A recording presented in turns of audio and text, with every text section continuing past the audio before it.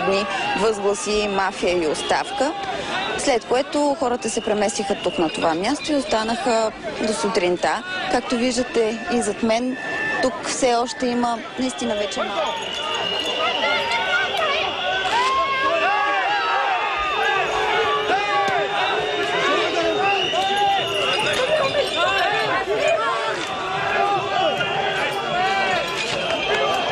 За броени минути множеството беше разкъсано.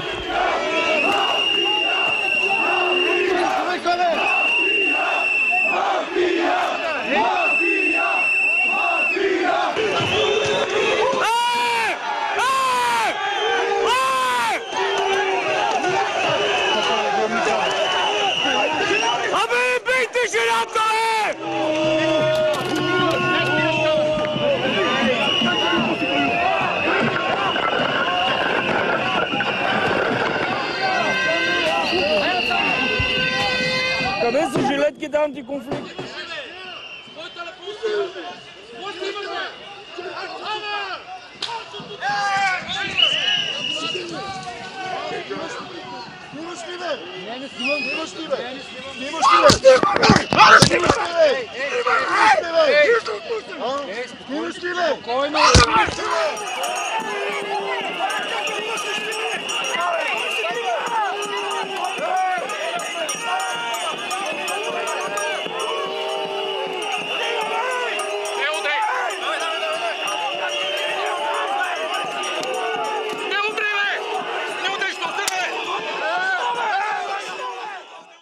Материал, записан от Иво Бошков, зрители са открили полицейско своеволие.